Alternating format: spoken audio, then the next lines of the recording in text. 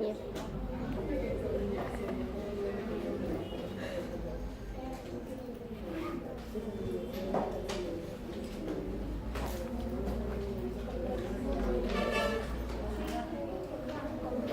Vamos a hablar un poco de inotrópicos y fármacos que tienen que ver con angina, ¿ya? Que es lo que nos toca para el día de hoy. Entonces, pues sabemos que en el problema de la insuficiencia cardíaca hay una reducción en la presión que genera el ventrículo izquierdo, en la capacidad de bombear sangre y por lo tanto de distender la pared del ventrículo, ¿no? La sístole ventricular está deteriorada, entonces hay una reducción de la presión que se genera en la pared del ventrículo, así como de la que se genera en la arteria aorta o en la carótida. Sabemos que ahí existen varios receptores que son receptores justamente de distensión o de tensión, que captan esa fuerza reducida y generan una activación del centro vasomotor. La primera respuesta a la estimulación del centro vasomotor es una descarga simpática, ¿no? Esa descarga simpática se produce a través de la noradrenalina y también a través de la adrenalina liberada de la médula suprarrenal. Entonces, inmediatamente se produce una vasoconstricción periférica, lo cual aumenta la presión de llenado, ¿no? Que van a tener lugar en los tejidos, mejora la perfusión tisular, compensando un poco la falla cardíaca, ¿no? Entonces, al producir vasoconstricción, la fuerza con la cual llega la sangre hasta los capilares es un poco más alta y eso mejora la irrigación. Pero al mismo tiempo estimula al corazón para mejorar la fuerza de contracción y también produce taquicardia, lo cual puede a largo plazo, ¿no?, deteriorar la función cardíaca. Si fuera una respuesta que durara poco tiempo, está bien, pero como la descarga simpática es constante, entonces poco a poco el corazón comienza a deteriorarse. El sistema nervioso simpático puede actuar a nivel del aparato yuxtaglomerular, ¿no?, que tiene receptores beta 1, aumentando la producción de renina, ¿no?, que ya nos han dicho algo algunos compañeros, convierte al angiotensinógeno en angiotensina 1, y luego la ECA lo convierte en angiotensina 2, ¿no? Y esa angiotensina 2 tiene múltiples efectos, ¿no? Uno de ellos es aumentar la formación de aldosterona, que retiene sodio, agua, mejora el volumen sanguíneo, ¿no?, por ese efecto de retención de sodio y agua a nivel renal, pero genera también o favorece con esa retención de sodio y agua el edema, ¿no?, la aparición de congestión pulmonar o el edema que se puede dar también en los miembros inferiores.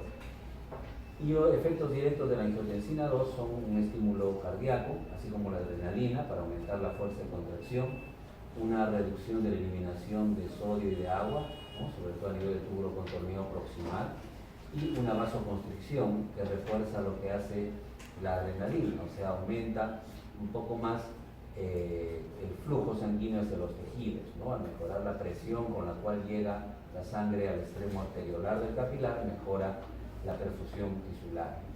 Sin embargo, tanto la aldosterona como la angiotensina 2, al actuar igual que la adrenalina sobre el corazón, sobreestimulándolo, manteniendo una activación constante, poco a poco lo van deteriorando, ¿no?, se va fibrosando, se va elongando, va perdiendo fuerza, ¿no?, y el cuadro entonces de insuficiencia cardíaca se agrava cada vez más, ¿no? Entonces puede haber también participación de arginina vasopresina, ¿no?, hormona antidiurética, que a nivel del tubo colector puede, como vamos a ver en la próxima que tenemos algo diuréticos creo, retener agua, fundamentalmente agua, ¿no? Hay cierta retención de sodio, pero es pequeña, básicamente es una retención de agua que aumenta la volemia más y agrava también el problema de congestión. Entonces, uno de los fármacos, los cuales han considerado la mayoría de ustedes, es la digoxina. Es un medicamento antiguo que todavía se utiliza, pero en situaciones específicas, ¿no? Sin embargo, es el inotrópico que menos consumo de oxígeno produce. ¿Por qué no se utiliza en todas las situaciones? Porque al aumentar las concentraciones de sodio y de calcio a nivel citosólico, también aumenta la excitabilidad miocárdica, y eso podría favorecer la aparición de arritmias como la fibrilación ventricular. Entonces, eso ha hecho que se limite un poco el uso de la digoxina a la insuficiencia cardíaca con una fracción de eyección reducida, ¿no?, a pesar de otras medidas como los IECA, los beta bloqueadores, a pesar de otras medidas farmacológicas.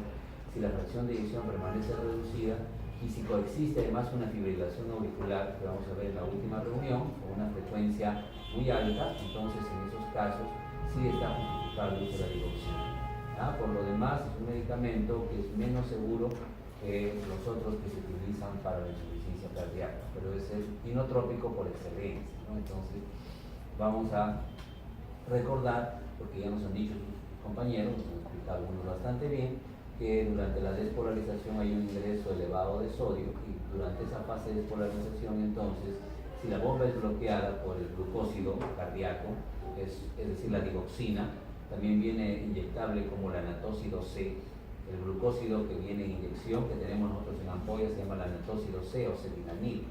En cambio, la digoxina generalmente lo tenemos solo en vía oral. Ambos son glucósidos cardíacos, ¿no? Se bloquea la bomba en el sitio del potasio, hay que precisarlo, el bloqueo es a nivel del sitio del potasio, y la bomba no puede expulsar el sodio que ha ingresado por la despolarización. Entonces, como el sodio se queda acá amontonado, nos han dicho de que se activa un intercambiador, no es una bomba, es un intercambiador, no gasta ATP, al haber concentraciones de sodio aumentadas, lo moviliza hacia el exterior, pero facilita el ingreso de calcio, ¿no? Que puede ser almacenado a nivel del retículo sarcoplásmico para la siguiente contracción, para la sístole que va a tener lugar a continuación. Y parte de él podría inclusive ya quedar aquí y facilitar la despolarización y actuar en la contracción. Una vez que la célula se ha repolarizado, ya no está entrando sodio por el canal de sodio dependiente de voltaje, ya salió el potasio y con ello la célula se ha repolarizado. Al estar bloqueada la bomba, hay una cantidad de sodio mayor a la normal, es decir, como la bomba no funciona, siempre queda algo más de sodio de lo que debería haber, ¿no? De manera que con ese problema de ese exceso de sodio, hay un intercambiador que actúa en repolarización que debería hacer entrar sodio y sacar calcio.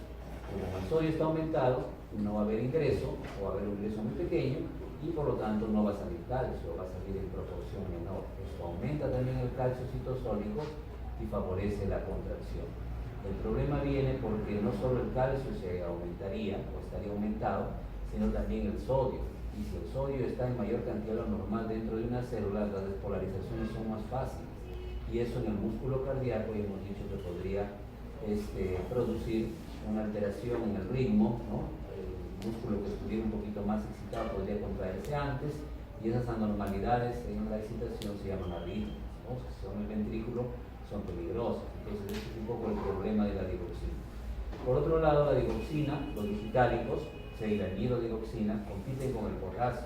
Y los pacientes que tienen insuficiencia cardíaca, nos han dicho casi todos quienes han expuesto, pueden dentro de los medicamentos usar diuréticos, que vamos a ver la próxima semana, para reducir la congestión pulmonar, el volumen retenido acá por otros mecanismos que retienen sodio, hay que tratar de que se pierda sodio y agua para reducir los edemas, la hinchazón que tiene el paciente, inclusive a nivel pulmonar.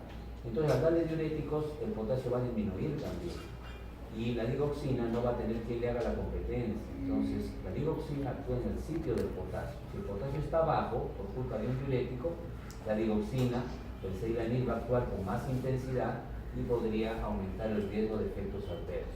Algunas características de la digoxina son, aparte de la inhibición de la bomba, que es un mecanismo principal de acción, se ha encontrado también que puede actuar como si fuera acetilcolina a nivel del nodo auriculoventricular, o sea, en receptores M2, disminuyendo, ¿no? Produciendo una alteración en la despolarización. De esa manera, al prolongar el periodo refractario, al hacer que haya dificultades en la despolarización, la frecuencia cardíaca baja, ¿no? Actúa como si fuera acetilcolina en el receptor M2. Entonces ahí hace que se produzca un bloqueo auriculoventricular, una bradicardia. Algunos dicen que también bloquea a los receptores beta-adrenérgicos en el sistema de conducción. Entonces, ambas cosas, o una de ellas por lo menos, pero la digoxina produce bradicardia. Entonces es un inotrópico positivo, que aumenta la fuerza de la contracción, pero también es un cronotrópico negativo, porque disminuye la frecuencia cardíaca por una potenciación vagal o por un bloqueo adrenérgico. La duración es prolongada, ¿no? Y para su vida media es más o menos de 36 horas. Pues ustedes recordarán, algo mencionamos al principio, que la vida media sirve para establecer el momento en que se alcanza el estado de equilibrio. Entonces, después de 4 a 5 vidas medias se alcanza el estado de equilibrio. ¿Ya? Por eso es de que su estado de equilibrio, ¿no?, se alcanza más o menos después de 7 días. Eso también sirve para que si se suspende la digoxina, van a pasar 6 días para que desaparezca del cuerpo.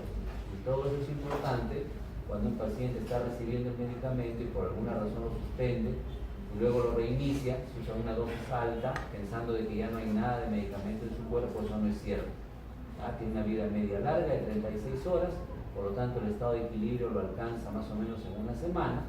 Y si alguien por vómito o diarrea deja de tomar el medicamento y luego reinicia la toma con cantidades un poco más altas, podría intoxicarse, porque dura por lo menos 7 días en el cuerpo después de suspender su administración. Es una implicancia que tiene esto de acá.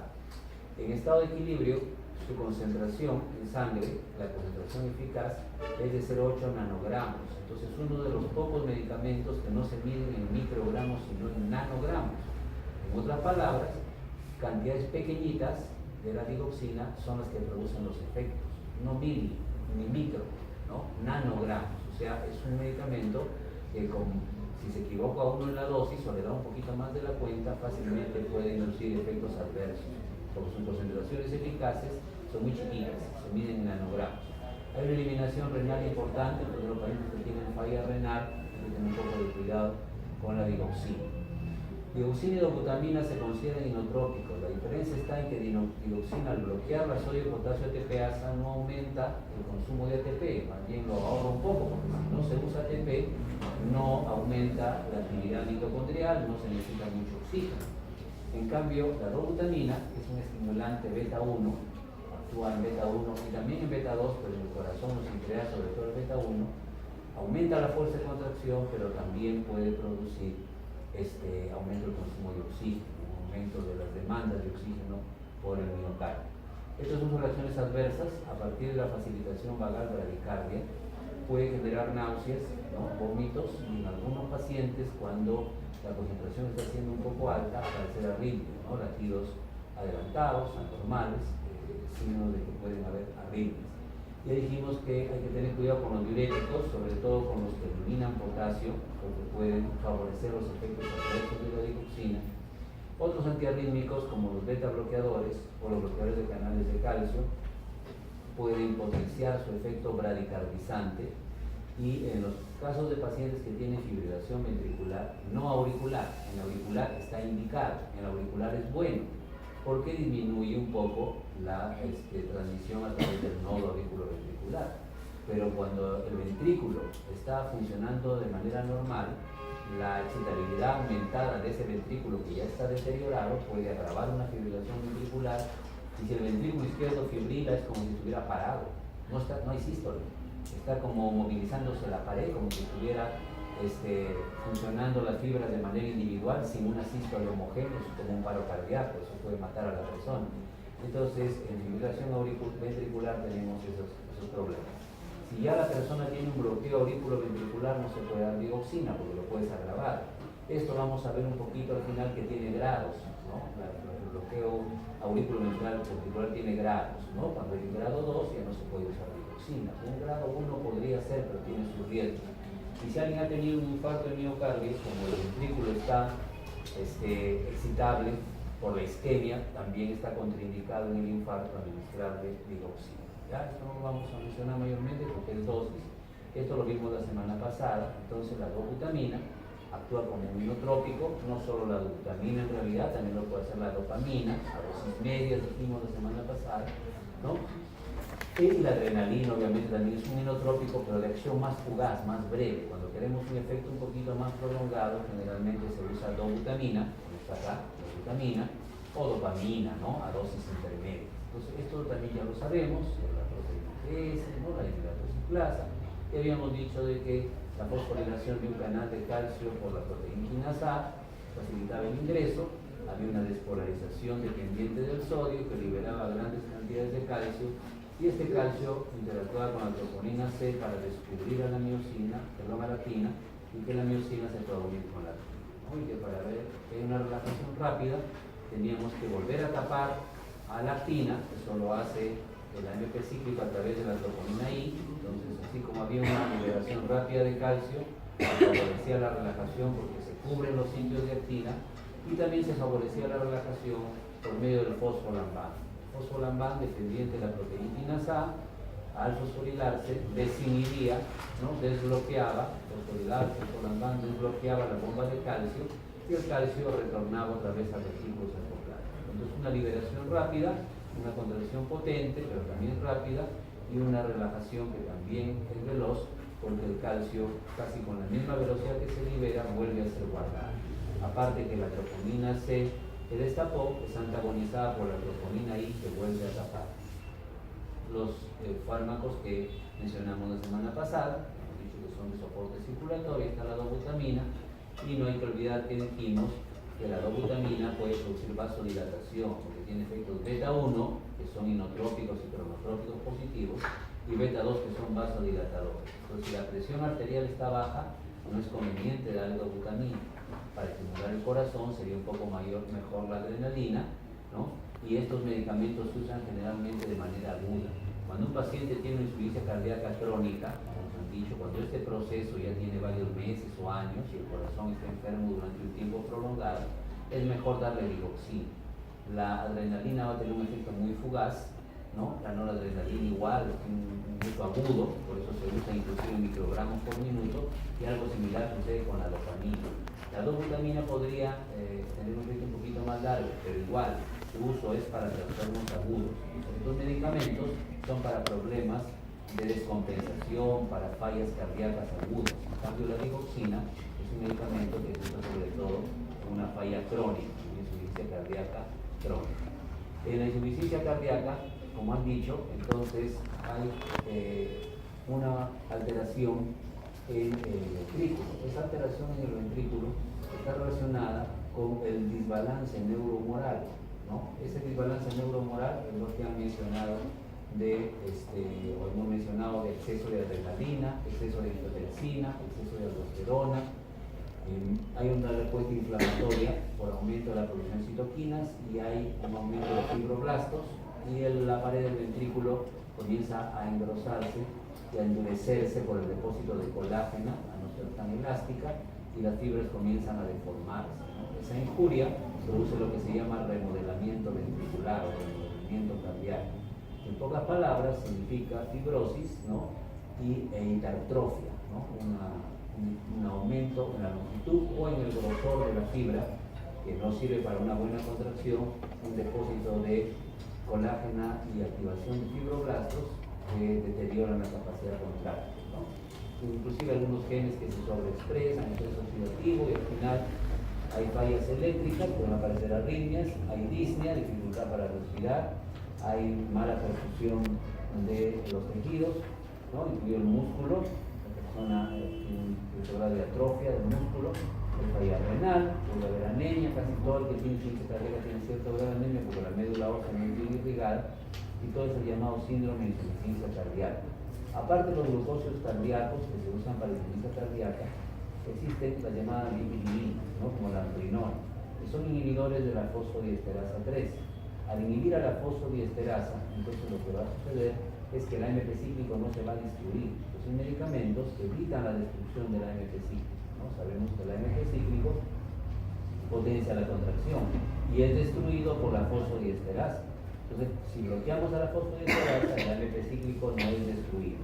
Y si no es destruido, entonces también puede mejorar la fuerza de contracción del corazón.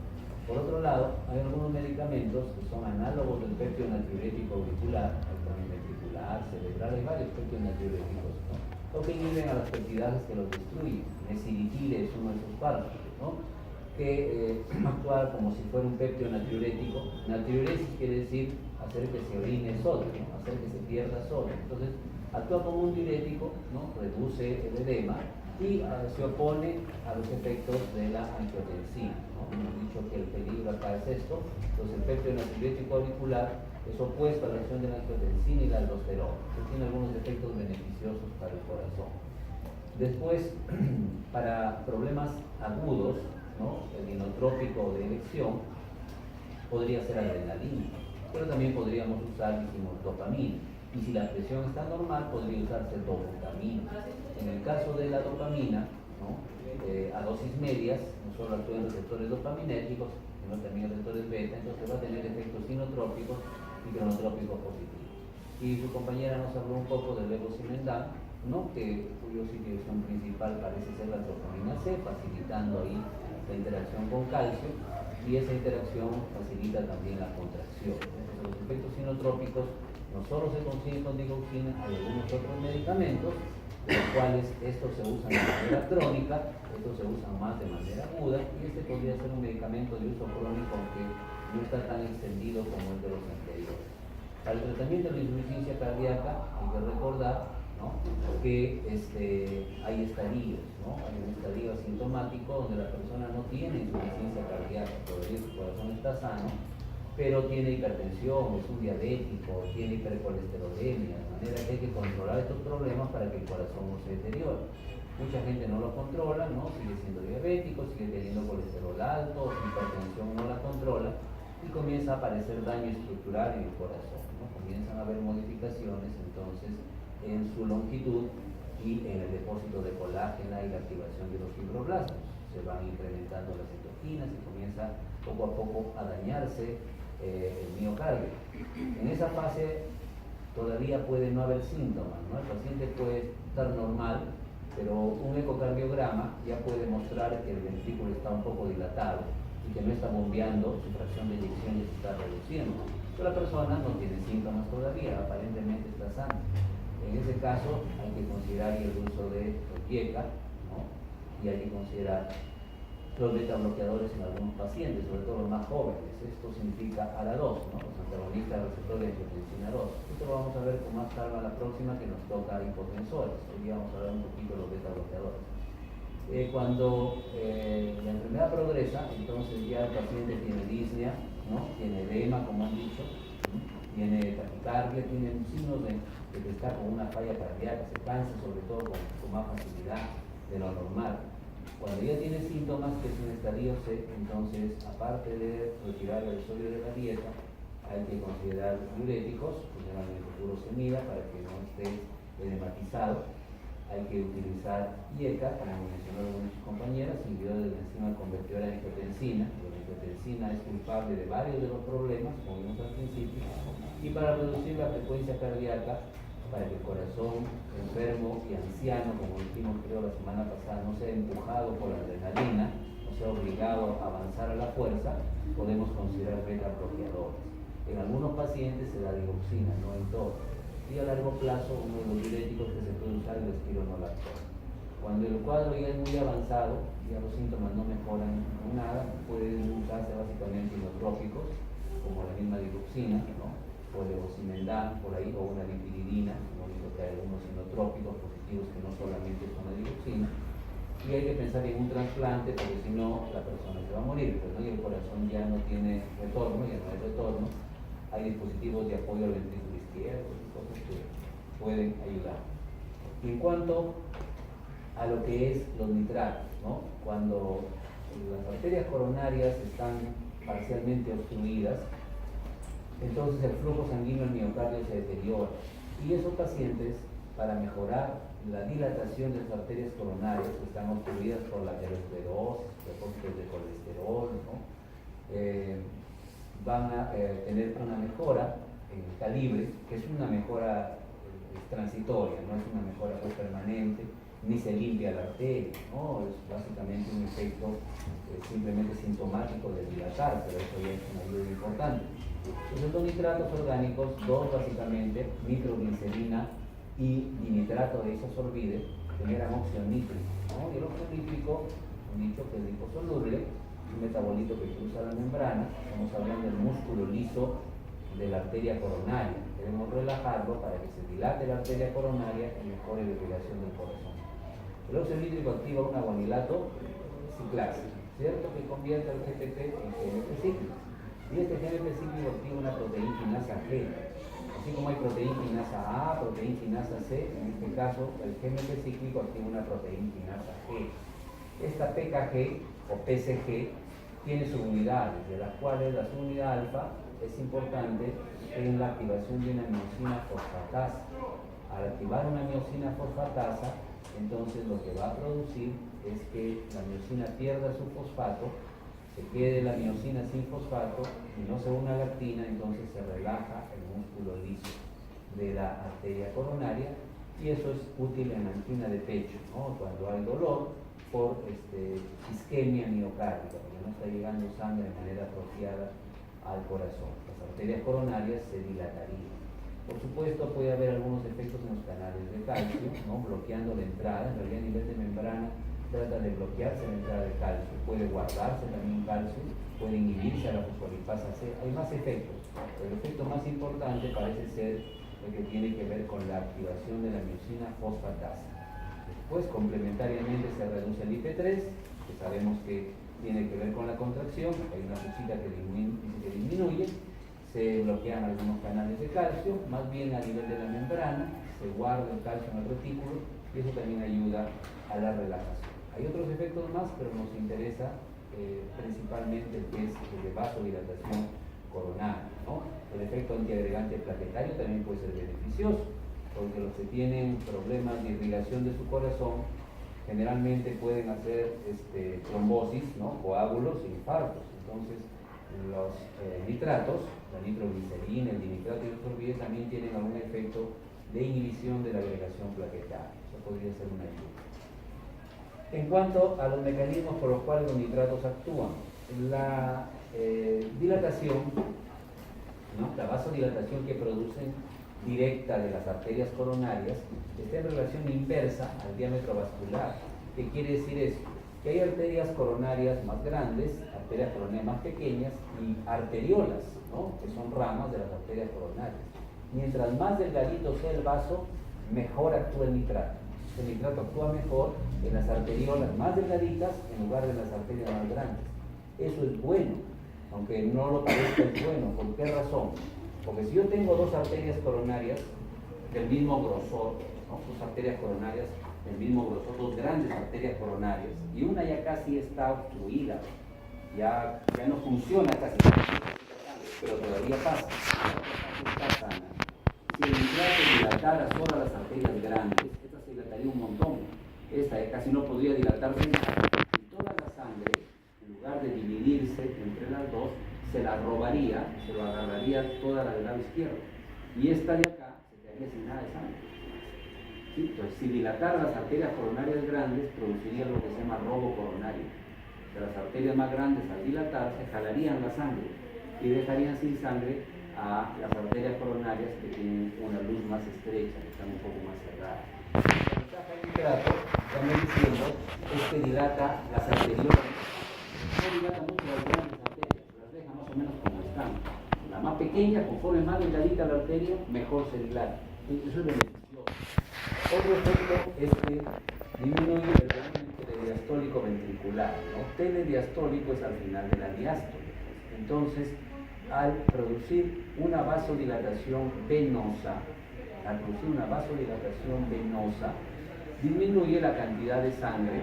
Al dilatar las cavas, reduce un poco la cantidad de sangre que regresa al corazón. En otras palabras, el ventrículo izquierdo va a recibir de la aurícula izquierda y de los pulmones un poco menos de sangre. Entonces va a tener que trabajar el ventrículo con un volumen telediastólico reducido, con un volumen de fin de diástole un poco menor. Eso también es beneficioso, porque si va a trabajar con menos sangre, la va a poder bombear mejor. Se le llega mucha sangre cuando tiene problemas de ventrículo. Como consecuencia de este menor trabajo, menor esfuerzo, entonces la sangre va a fluir mejor desde el epicardio, ¿no? Desde la parte más externa del corazón, va a atravesar el miocardio y va a llegar hasta el endocardio, porque la pared se está contrayendo con menos fuerza. Además, en general, el tono, que es la contracción parcial que tiene un músculo, se reduce, las arterias en general están más relatadas. Y al hacer que trabaje menos el ventrículo, también reduce la demanda de oxígeno. Entonces, tiene varios efectos beneficiosos el nitrato: dilatar a las arterias más chiquititas, disminuir el volumen de retorno, se llama también precarga, en fisiología deben haber visto eso, ¿no? Reduce un poco la precarga, entonces el corazón trabaja un poco más aliviado, hace menos fuerza el miocardio pasa un poco más la sangre del epi al endocardio, ¿no? Genera las arterias relajadas y este beneficio de que consume un poco menos de oxígeno. Ahora, un aspecto que puede ser un tanto perjudicial es la vasodilatación cutánea y cerebral, ¿no? Entonces, el que consume nitrato puede tener como una respuesta al óxido nítrico, que vimos la semana pasada, que se pone rojo, se puede poner rojo en su cara, ¿no? Sin que esté avergonzado, puede estar colorada la cara, ¿no? Por una vasodilatación dependiente del óxido nítrico.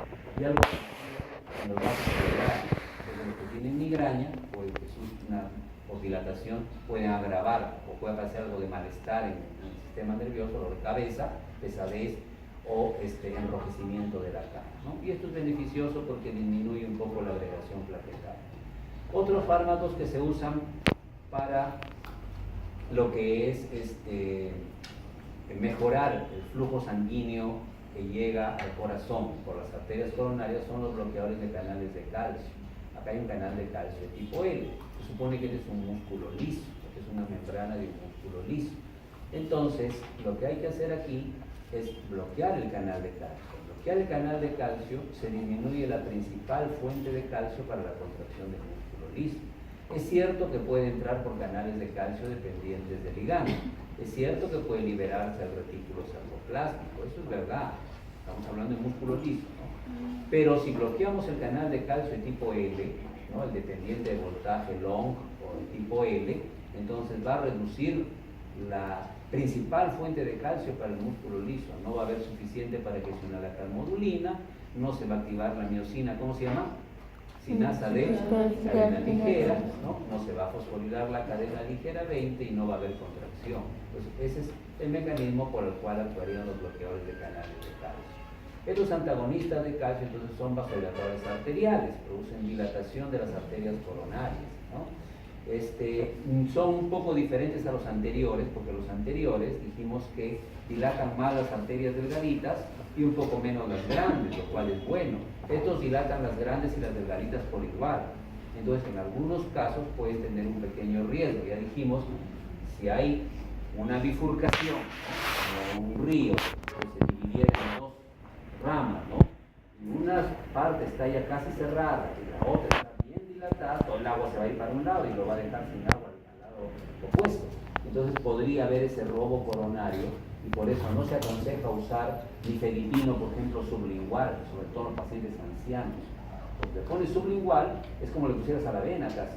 Y puede haber una dilatación coronaria de una arteria buena y dejarlo sin sangre a la arteria mala y generar isquemia. En lugar de hacerle mejor, siente el paciente de que se le acentúa el dolor en el pecho porque está una parte de su corazón se está quedando sin sangre, ¿no? Entonces sí se usa. Generalmente no se aconseja su uso por vía sublingual, por vía oral, toman la pastilla, ¿no? Y el medicamento funciona. En cambio, estos sí se usan por vía sublingual. Incluso hay películas, novelas, aunque lo hacen un poco menos ahora, donde el viejito, ¿no? que lo quieren matar, le quitan su frasco de isorbide, ¿no? Que son unas tabletitas que cuando siente el dolor se lo pone bajo la lengua. El nitrato se usa bajo la lengua. O se puede usar bajo la lengua en casos de emergencia. En cambio, pues no, si se pone bajo la lengua podría ser riesgoso. Como dilatan las arterias del cuerpo, no solo las coronarias, sino las arterias de todo el cuerpo, reducen la poscarga, es decir, la fuerza que tiene que hacer el ventrículo para bombear sangre, o sea, baja la resistencia periférica. Entonces el ventrículo izquierdo tiene que hacer menos presión para bombear sangre, disminuye la presión telediastólica del ventrículo, o sea, al final de la diástole, el ventrículo está lleno de sangre, va a tener que hacer una fuerza para que se produzca la sístole y salga la sangre al chorro. Esa fuerza que va a tener que hacer va a ser menor, porque la vasodilatación arterial ha reducido la resistencia periférica. Entonces, ese es un beneficio, reducir la poscarga. Al tener que hacer menos fuerza, entonces se irriga un poco mejor el corazón. Y hay dos, el verapamilo y el diltiazem, que son antiarrítmicos también, algo mencionaremos en la última reunión, que no solamente disminuyen o producen vasodilatación arterial, sino también disminuyen la frecuencia cardíaca. Al disminuir la frecuencia cardíaca, el corazón trabaja más lento. Al trabajar más lento, se puede irrigar mejor. Entonces, también es un beneficio. Aumentan el tiempo de perfusión diastólica. Aumentan el tiempo de perfusión diastólica. Es decir, al disminuir la frecuencia cardíaca, el corazón va a latir más despacio, y eso es bueno porque al latir más despacio, entonces le da tiempo durante la diástole, dura más la diástole, que se irrigue mejor. Al durar más la diástole, se irriga un poco mejor. Estos además tienen efectos antiarrítmicos, además pueden alterar la degradación de la adenosina, ¿no? Que por ahí tienen unos efectos vasodilatadores y tienen beneficios como antiateromatosos. Y finalmente los beta bloqueadores, ¿no? Miren, esta es la célula, la membrana celular, del músculo cardíaco. Y si ustedes se dan cuenta, hay los tres tipos de receptores. Hay beta 1, hay beta 2 y hay beta 3. Claro, 80% o más son beta 1. Un 15% o un poco más son beta 2 y solo un 5% o un poco menos son beta 3. Eso es cierto, pero hay los tres tipos de receptores en el corazón, en el músculo cardíaco. Ahora, ¿qué sucede en la insuficiencia cardíaca? Que la noradrenalina se está liberando mañana, tarde y noche. ¿Por qué un atleta no hace insuficiencia cardíaca? O sea, ¿por qué un futbolista, digamos, de alta competición o un maratonista no hace insuficiencia cardíaca? Porque el maratonista corre, ¿no? O entrena 4 horas, 5 horas, 6 horas, lo que tenga que entrenar, nadador, ¿no? Los nadadores de alta competencia, los Juegos Olímpicos, y luego duermen, pues. Y cuando duermen ya no se produce noradrenalina. Ellos, el deportista voluntariamente produce noradrenalina, se activa su corazón, se activan los receptores beta, aumenta la hidratoesclasa, aumenta la contracción, pero no desarrollan falla cardíaca. Como mucho, su corazón se vuelve más grande, pero crece de manera pareja. Un deportista puede tener un corazón más grande, pero ha crecido en longitud, en grosor, de manera proporcional. En cambio, cuando la adrenalina está que se libera a todas horas, o la noradrenalina está que se liberan a todas horas, estos receptores están estimulados en todo momento. Entonces ya no solamente hay hipertrofia, sino deformación, falla cardíaca. Se activa la vía de la proteína quinasa activada por mitógeno, ¿no? Como que quisieran replicarse, multiplicarse los miocitos, en realidad se alargan o se achatan dependiendo, ¿no? Se deforman, se deposita colágeno, hemos dicho, se activan los fibroblastos, se activan citoquinas y se produce la falla cardíaca. Entonces hay que bloquear esto. En un paciente que tiene insuficiencia cardíaca no podemos permitir que la noradrenalina esté actuando permanentemente, hay que bloquear. Y para eso se usan entonces beta bloqueadores. Hay unos que son cardioselectivos, que bloquean el receptor beta 1. Al bloquear el beta 1 ya casi es suficiente porque es el más importante. No importa que queden los beta 2 y los beta 3 libres, con bloquear el beta 1 ya es bastante. Esos cardioselectivos se llaman metoprolol, ¿no? O bisoprolol, que se usan, los cardiólogos usan con bastante frecuencia. Y hay otros beta bloqueadores que no son cardioselectivos, que bloquean beta 1, beta 2 y beta 3, que parece que teóricamente sería más beneficioso, pero tienen más efectos, por ejemplo, en el músculo lisobronquial. Si bloqueamos el receptor beta 2 del músculo lisobronquial, lo matamos un asmático, por ejemplo. Entonces, el propranolol bloquea los 3 receptores. Es menos selectivo, pero es un poco más peligroso, ¿no? Entonces, lo que estamos diciendo acá es que al bloquear esta vía, se va a alterar el proceso de contracción y relajación, ¿no? El mecanismo que media la contracción y relajación se detiene un poco, se altera un poco, ya no hay tanta contracción, ¿no?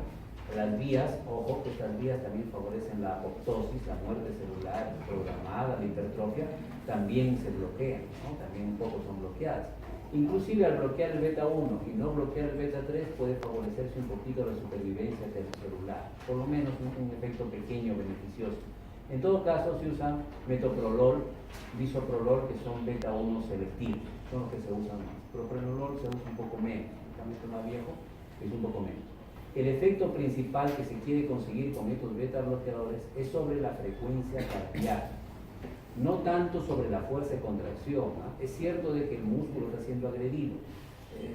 El bloqueo de los receptores disminuye la agresión, sí, pero el efecto más llamativo, el efecto que se valora un poco más que el mismo músculo, es la frecuencia cardíaca. Entonces el beta bloqueador va a disminuir la frecuencia cardíaca.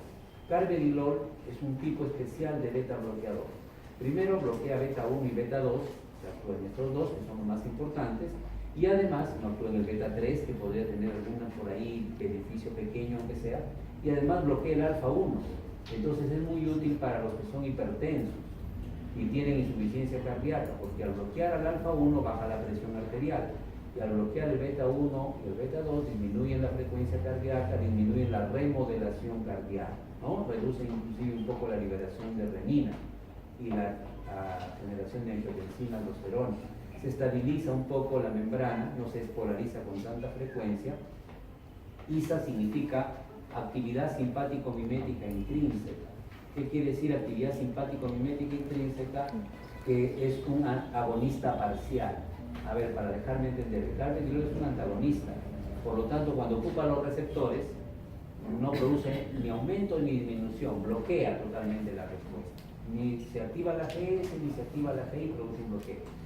En cambio, hay medicamentos como el pindolol que tienen ISA, tienen actividad simpático-mimética intrínseca. ¿Qué es eso? Son agonistas parciales. O sea, no bloquean totalmente, sino que se unen y estimulan un poquito.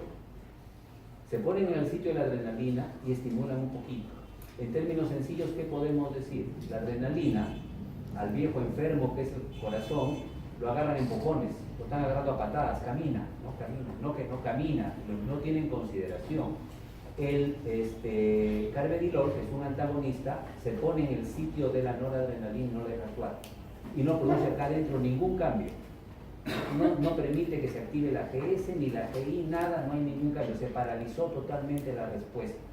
En cambio, el pindolol, el que tiene ISA, el que es un agonista parcial, se pone aquí, ¿no? Y lo estimula la GS, pero débilmente, de forma lenta y en poco grado.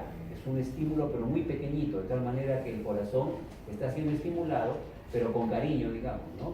No es la adrenalina que lo agarra a patadas, no es el carvedilol o el propranolol que se ponen ahí y no dejan actuar para nada la noradrenalina. Podría pararse el corazón, teóricamente podría parar, ya no hay estímulo.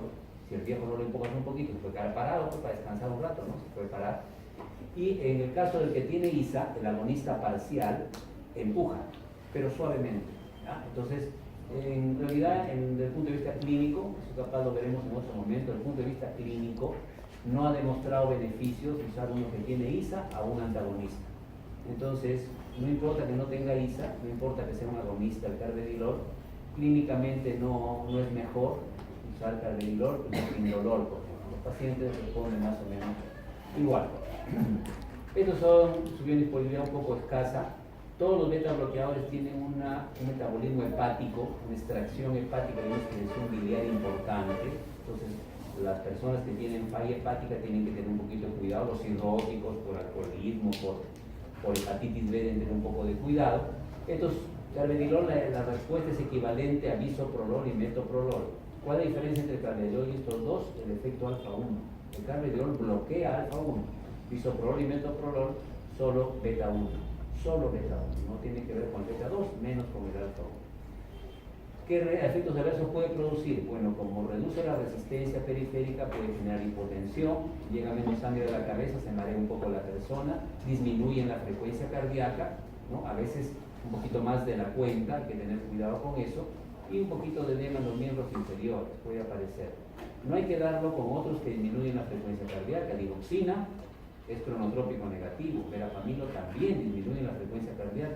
Si lo sumamos estos dos o alguno de estos con se puede parar el corazón. Entonces no se deben sumar medicamentos, ¿no? O hay que hacerlo con mucho cuidado en la dosis para evitar que haya un bloqueo auriculoventricular. La rifampicina, ojalá no se olviden, un poco cansados, es un inductor enzimático por excelencia, destruye a otros medicamentos, aumenta el metabolismo de otros, entre ellos el carvedilol. Los beta bloqueadores no se deben usar cuando la insuficiencia cardíaca congestiva es severa. O sea, cuando un paciente, una persona está sentada ahí, y ahí sentada sin moverse, está con disnea. O sea, está cansado hasta de estar sentado, digamos, no tiene disnea hasta de reposo. Ese paciente está grave, no es conveniente dar beta bloqueadores.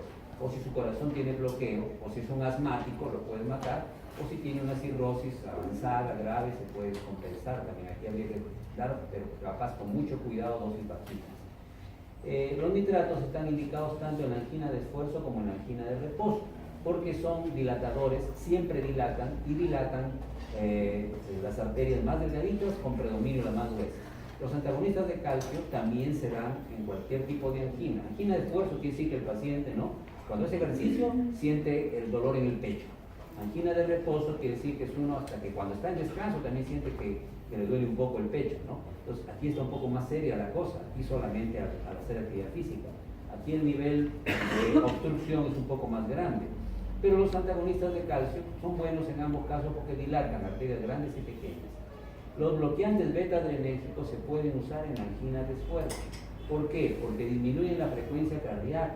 Y al disminuir la frecuencia cardíaca y el estímulo sobre el corazón va a trabajar más lento y va a mejorar el flujo. Pero cuando está haciendo ejercicio, cuando tiene actividad física, entonces no se debe usar. Cuando está en reposo o tiene angina de reposo, no se debe usar, porque en este caso, ¿no es cierto?, al bloquear la adrenalina, entonces bloquean los estímulos que mantienen al corazón funcionando. Entonces, en los casos de reposo no se deben utilizar, solo en los casos de que se presenta la angina en respuesta al esfuerzo, cuando las arterias todavía están más o menos bien. Aquí, por ejemplo, pueden hacer que el corazón bombee menos, y si las arterias están ya al límite, con una frecuencia tan baja y las arterias están al límite, se puede quedar sin sangre en varias partes del corazón. Entonces, aquí no se utiliza. Y finalmente, los beta bloqueadores, ¿no?, se deben usar en los pacientes que han tenido una historia de infarto de miocardio, ¿no?, y que han quedado con su corazón bombeando poca cantidad de sangre, y cuando su insuficiencia cardíaca está estable. Cuando su insuficiencia cardíaca está inestable, por ejemplo, ¿cuándo está inestable la insuficiencia cardíaca? Cuando tiene síntomas en reposo. Cuando hay una persona que está sentada y ahí parece que acaba de llegar corriendo, está agitada con la disnea, quiere decir que está muy avanzada su insuficiencia cardíaca.